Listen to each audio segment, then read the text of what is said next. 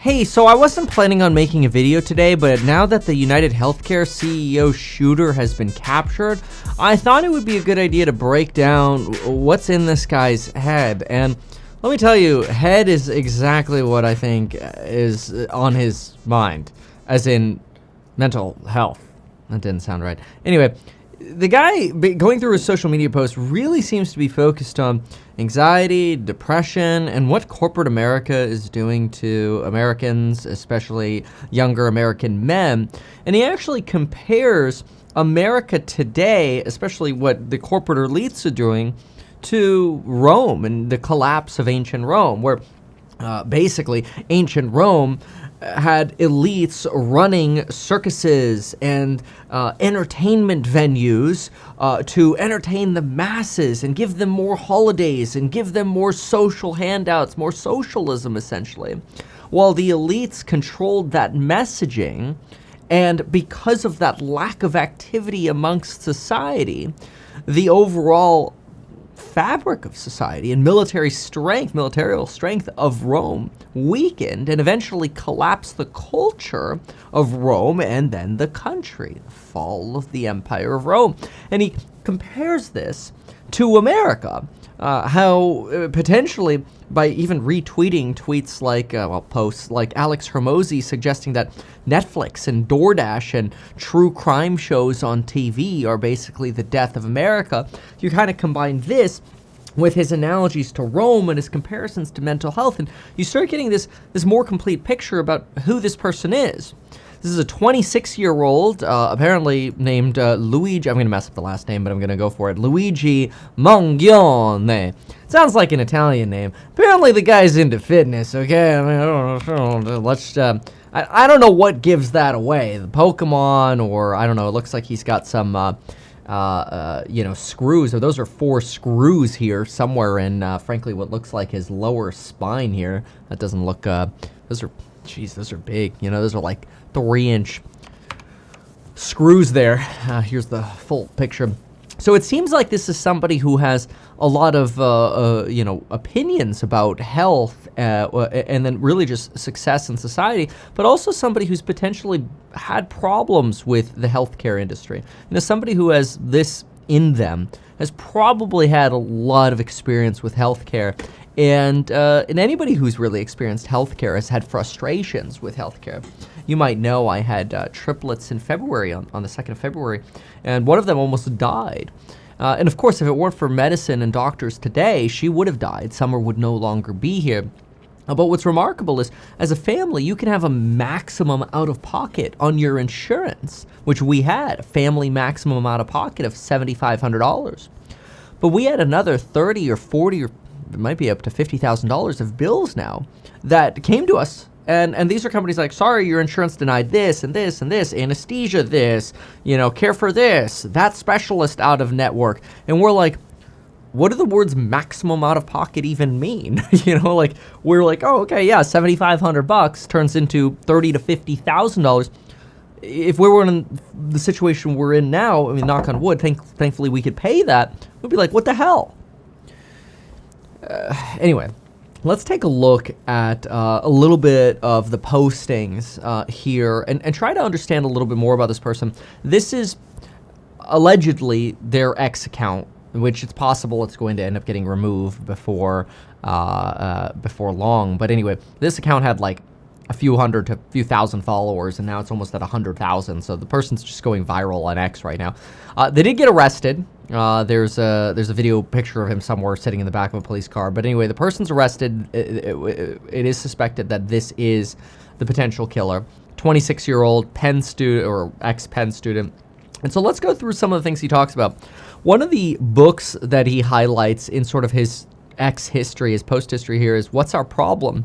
And it's a self-help book for societies. And just a preview about it is this frustration over tribalism and how the media really shapes narratives.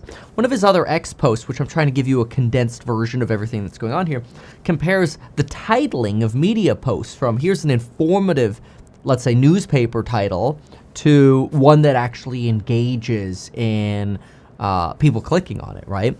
And the point of news media is getting people to engage. The problem is our society has turned into almost just a headline-driven society where, something positive about Trump makes those on the right happy, and something negative about Trump makes those on the left happy. And this sort of segments society with titles and not the nuance of what's actually happening. Because usually what I find is titles are really engaging for one side or another.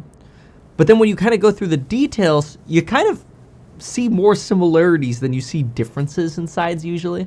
Like, I personally think 80% to 90% of Americans can all get along with one another. For the last 9 days I've been taking pilot lessons, and if you want, I'll do a breakdown video of what that's been like and the experience and how much it costs and all that. Leave a comment down below more on the pilot stuff.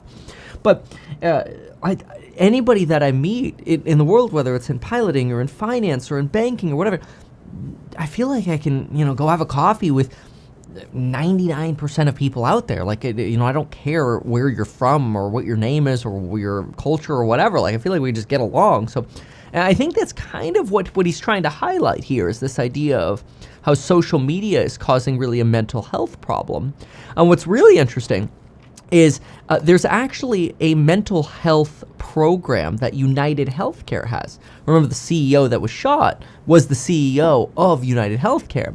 And since then, you've had like LinkedIn postings popping up everywhere for more executive protection for CEOs, like Amazon CEO and otherwise. Everybody's kind of freaking out a little bit. But anyway, UnitedHealthcare offers a mental health program. Apparently, it's a subscription style program. And while I can't say with certainty, Luigi does strike me as somebody who does a lot of reading on the internet, including potentially on Reddit. And if you type into just quick Google here, UnitedHealthcare Reddit, you actually get a lot of results for mental health as well. Like, here's a person who says, UnitedHealthcare has consistently had on their customer portal recommendations for in-network and zero-cost mental health providers like Pathway and Brightside. After using Brightside for 2 months, roughly with no problems, I woke up this morning to an email that UnitedHealthcare did not approve my insurance for Brightside, and now I have to pay $395 a month to continue with my mental health care. In addition, I now owe Brightside roughly $800 for my previous 2 treatments. I spent over an hour on the phone, getting transferred around, blah, blah, blah, blah, blah, suggesting these are estimates and problems and problems and problems. And if you go through there, you'll find more and more comments. UnitedHealthcare is also ruining my health with a similar flair. And I mean, look, insurance companies get a lot of complaints, but I'm trying to put together the fabric of the motive of this killer. And there is a very, like, everything links back to mental health. I mean, look at some of these things here. Is United Health, mental health complete plus subscription legit good? Hey, this seems to be too good to be true, blah, blah, blah. And then you have people who reply back and say that, hey, $60 wouldn't even cover a full session, that it's sort of like intro bait, if you will. This is somewhat to be expected with insurance companies, and it's really, really sad to see. But look at some of these other postings that we have. So if I go in over here, look at this. I just finished reading John Haight's best-selling new book, The Anxious Generation. This is a post that Luigi reposted. And look at this. How the great rewiring of childhood is causing an epidemic of mental illness. The author argues that major tech companies are responsible for an epidemic of teen mental illness. See how this is all tying together with what I opened this video with? By designing a fire hose of addictive content that entered through kids' eyes and ears, these companies have changed human development on an unimaginable scale.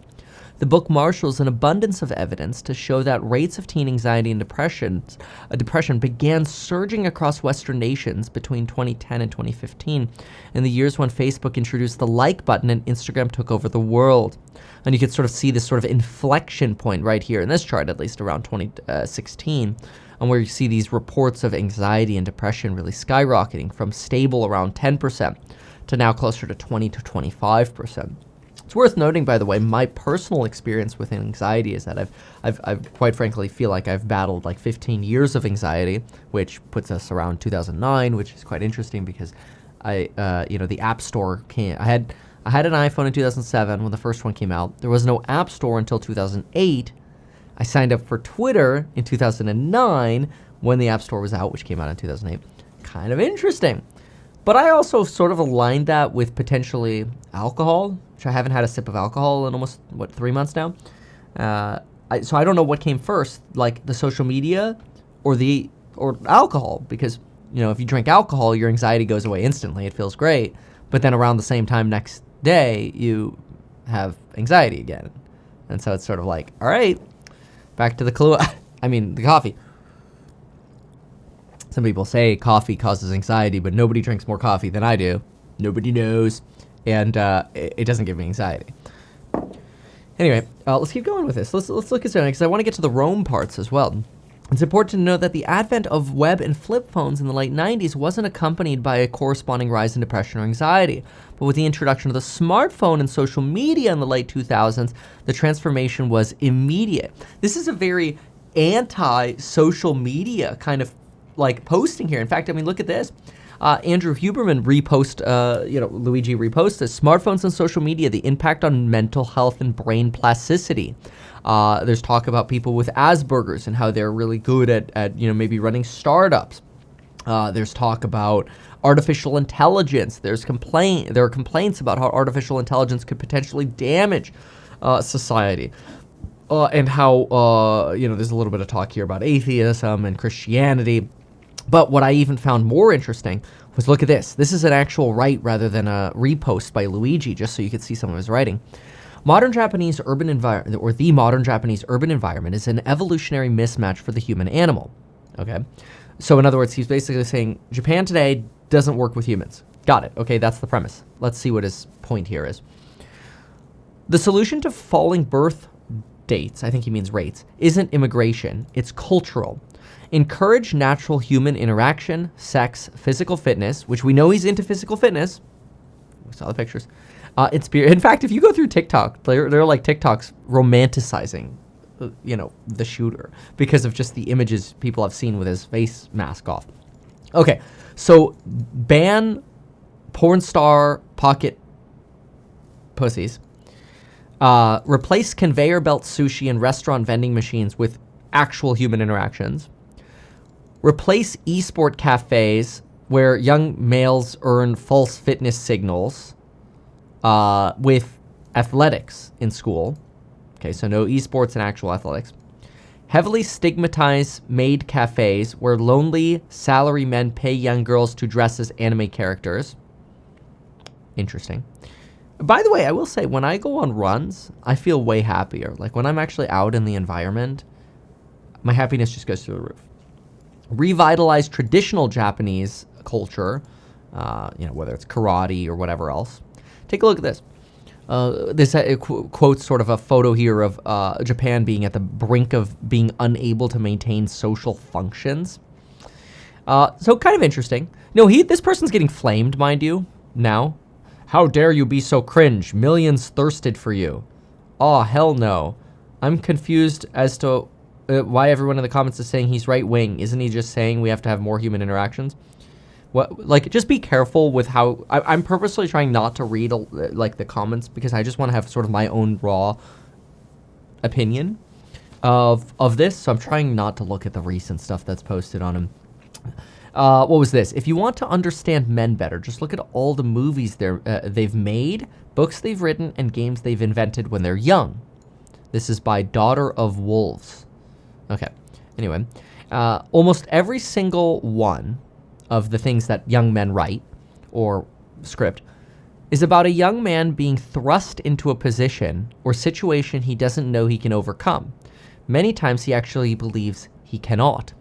So he initially refuses the challenge. Reluctantly, he is forced out of the comfort of his home by an unlikely group of future friends or an imposing threat on his life or the life of the woman he loves. In the end, he rises above and wins. He conquers. He conquers first himself, and then he conquers the threat. First of all, by the way, this is very relatable to me.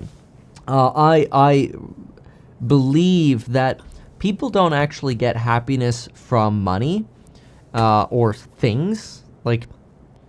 You know, I'm not trying to say like I have all the money in the world. I don't. But we're happy. You know, money is not a problem.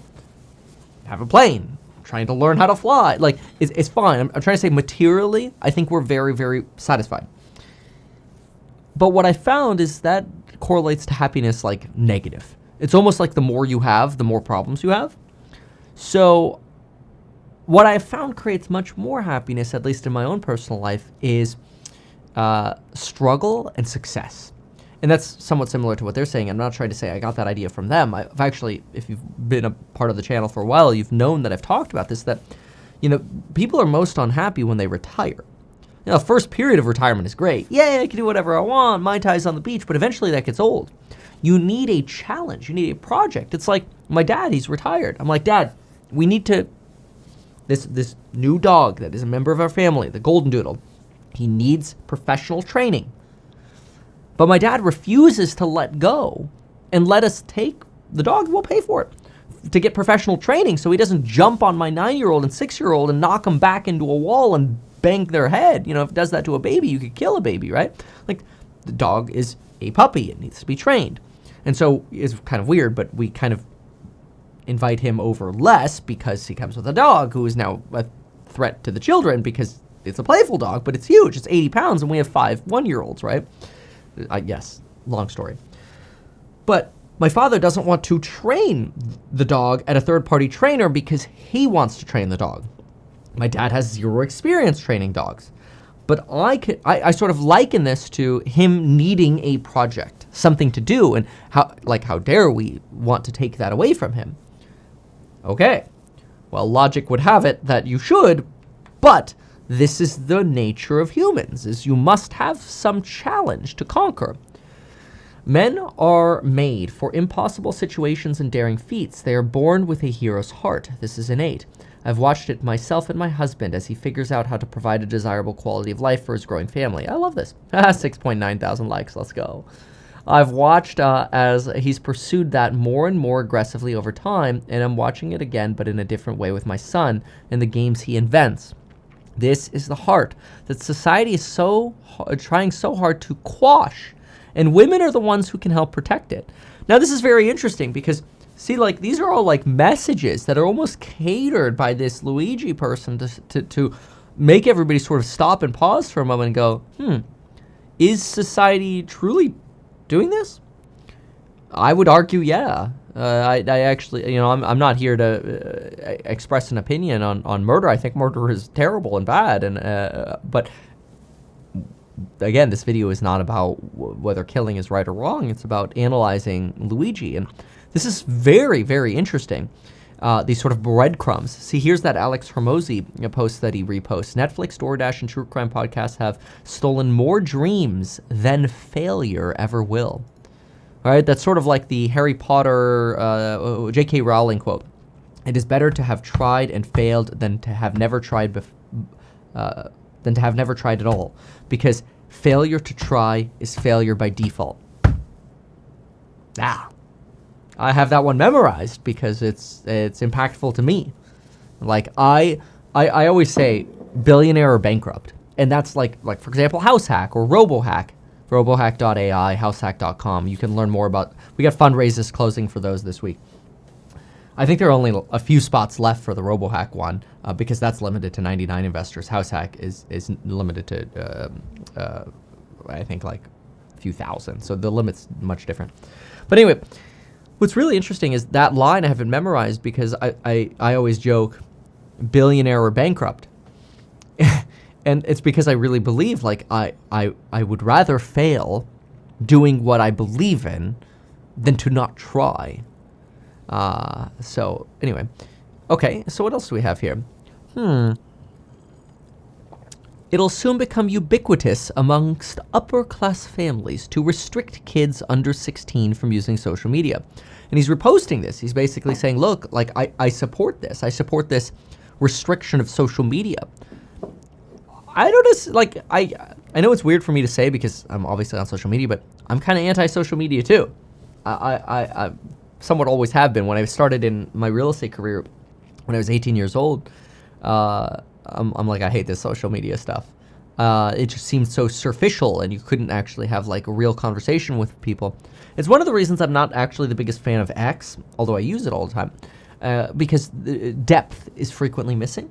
Usually what does well on X are very, very short things. And that's why I like making videos on YouTube and being able to share more context, I think context makes the world go round. Smartphones rewired childhood. Here's how to fix it. It's very interesting. Hopefully the trend spreads to all families before too long. 100 times easier to reinforce the rule when all parents are doing it. That's true. And then, so if you actually look at the article and you kind of get to where roughly the paywall begins, look at this. Daily average time with friends. Look at the plummet in time with friends amongst 15 to 20-year-olds at minutes per day right here, right when that social media revolution started, from, 2.5-ish hours per day to less than an hour per day of time with friends. Yeah, I remember when I was a kid, I'd have to pick up the phone and dial my friend's phone number. I still remember some of their phone numbers by heart. And you'd pick up and go, want to play? Because you're like 8, all right? Yeah. So your commitment, what is this? The battle to the death with the anti-civilization woke mind virus. My positions are centrist. Secure the border, save clean cities, blah, blah, blah. Somebody quote tweets Elon, your commitment to the long-term civilization or success of civilization, Elon, is not usually universally shared. It's not even the majority position. What you called woke mind virus cares about one thing, equality. The levelers want to destroy everything because in the rubble we will all be equal. In other words, let me try to distill this. I think Luigi is retweeting this by saying that the elite, who are basically trying to do what Rome did, which is just keep everybody placated and happy with, their tribalism or whatever, is if you destroy everyone else, the elites get everything. I think that's sort of somewhat the takeaway here, which obviously is interesting because, Elon's like a third of a trillionaire, so kind of the elite, but also, he has positions that relate to really what a lot of men feel. Elon, I think, is the epitome of what a lot of men believe in, not necessarily the political, stuff, but the common sense stuff. Here it is. Look at this. Ancient Rome was the world's most powerful empire for 500 years. At its height, Rome boasted of roads, public baths, and much else that was close to miraculous for the rest of the planet. Here's how it came to fail. And if you go through this, you really see what I talked about at the beginning of this. See, the great city set up its own demise in 2 ways, bread and circuses. And basically, this idea of just give people some food and let them go be entertained, placate them. The ancient Rome became prosperous. As it became prosperous, it became an unsustainable welfare state. So being, again, anti the sort of woke mind virus. Mumford writes that indiscriminate public... Okay, isn't this when basically public laziness? I don't know what this is. Largacy? Generosity. Okay. So giving away, socialism, basically. Let's just replace that. Indiscriminate public socialism became common. A large portion of the population took on the parasitic role for a whole lifetime. In other words, people were recipients of socialism for their whole lives. So, of course, the entire fabric of society was starting to fall apart. Handouts from bread to public storehouses. The desire to lead an industrious, productive life had severely weakened. Remember how we also saw that in the Japanese commentary just moments ago? What did people spend their time on? Distractions, which meant circuses. The Roman people, not working for their livelihood but living off the prosperity of the city, had become numb. To recover the bare sensation of being alive, the Roman populace, high and low, governors and governed, flocked to the great arenas for games and distractions. The entertainment in Rome included chariot races, spectacular naval battles set in an artificial lake, right, because you used to be able to fill the Colosseum with water. Theatrical performances in which lewd sexual acts were performed. Out of 365 days, more than 200 were public holidays, and 93 were devoted to games at the public expense. Consuming entertainment became the primary priority of Roman citizens in Rome's decadent phase, luxury phase. Not to be present at the show was to be deprived of life, liberty, and happiness. In other words, you need to be at the show. If you're not enjoying leisure, a leisure life, that you're failing. And remember the Aristotelian thesis of eudaimonia, which is, the art of the good life, basically, or to live a good life. Eudaimonia was essentially the good life is the life of balance, where you properly balance nothing to the extreme, whether the deficit or the extreme, but rather you have the right balance of politics, friends, the healthy balance of, some alcohol, but not too much, but not too little.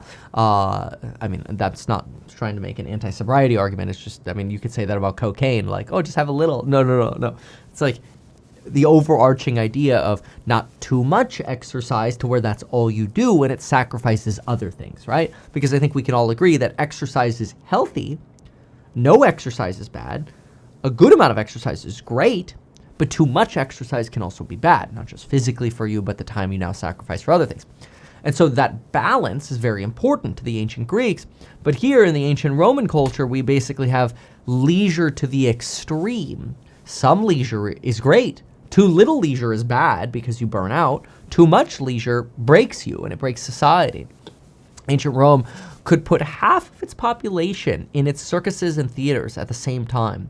A new public holiday was declared to celebrate every military victory, but the number of holidays kept rising even when Rome's military power began to fall. Abundance of idle time to fill with idiotic occupation was what the Empire of Rome had eventually gotten to. And they make this allusion today to the rise of debt in America and the rise of distractions like the Vision Pro. Interesting.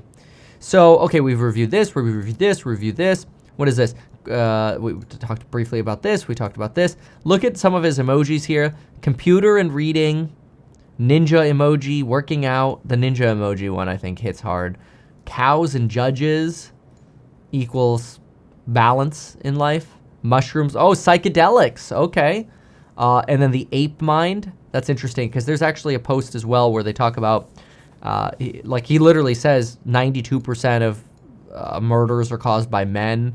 I think that's what it was. It was somewhere in here. And they actually compare to apes as well, which is interesting that male chimpanzees are usually the aggressive killers, if you will.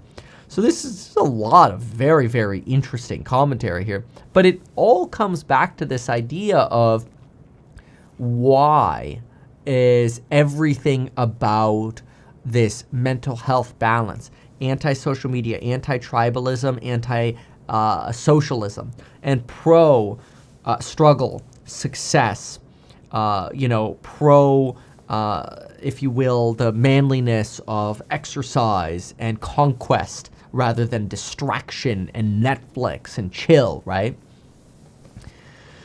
So take a look at this. Who believes the media controls people? Everyone. Who believes they are being controlled? No one. So you're seeing this more and more, this sort of paradox, if you will, the irony that, hey, that tribalism, no, that doesn't control us. Anyway, I don't think I need to go much more into detail on some of what we're finding here in these repostings that go all the way back to 22 and further, because over and over and over again, you have this balance. A bunch of random tweets here from 2016, but really his account became a lot more active in 2022. It really seems like you have breadcrumbs of his political philosophy and outlook that have really been put. Look at this. Just in the time of recording this, he gained 30,000 subscribers. Crazy. But anyway, these breadcrumbs have been here, and a lot of them really reiterate a mental health problem caused by social media, and then potentially how UnitedHealthcare is screwing people out of mental health, the mental health support that they actually need. If you look at some of the recent items we have here, we have that he was identified at a McDonald's. Police received the tip, and sure enough, there he was. He lived in Maryland. He probably wasn't a professional assassin. He was just a 26-year-old person who was kind of, if you will, radicalized, some will say. Others will say enlightened online and trying to bring attention to a problem. Remember, on the shell casings, he had deny, defend, and defer engraved on the shell casings for the bullets. So, like, not the bullets themselves. I don't think I actually have one here. But the actual casing that sort of gets spent and lies on the floor. Those had that inscribed on them, and there's a book that has this title. And it's basically about how the insurance industry tries to ignore your claims, deny your claims, and then defend lawsuits when denies are claimed, and that's sort of the business of how they make more money. So clearly, it kind of all aligns. And really, the killing of the CEO is used as the catalyst for bringing attention to all this. Anyway, Luigi was found carrying a gun, a silencer, false IDs, similar to those believed to be used at the hostels that he stayed at on the west side of Manhattan. The gun appeared to be a ghost gun assembled from parts that may have been made from a 3D printer. Anyway, it was found about 280 miles over from New York to the west. No criminal record. Cited for potentially trespassing in Hawaii, $100 charge. Who cares? Nothing strange. Coworker said he was a nice guy in a co-working space in Honolulu. Shooting over here. This is where he was found. Fake jersey ID. There he is, the back of a cop car, or the mask. Yeah, there you have it. There's a little bit about potentially the motive on why Luigi killed the CEO of UnitedHealthcare, to bring attention to the collapse of society via social media and mental illness. So to him, this is probably a justified killing to bring attention, to hopefully spark a revolution and amongst, probably in his view, men, since that's what we saw here, to wake up to what social media is doing to them. So, very interesting. Anyway, if you like this sort of breakdown, let me know what you think in the comments down below. Let me know what you think about that pilot video. If you have any questions or whatever, just leave a comment down below, and we'll see y'all soon. Thanks again for being here. Goodbye and good luck. Why not advertise these things that you told us here? I feel like nobody else knows about this. We'll try a little advertising and see how it goes. Congratulations, man. You have done so much. People love you. People look up to you. Kevin Paffrath there, financial analyst and YouTuber. Meet Kevin. Always great to get your take.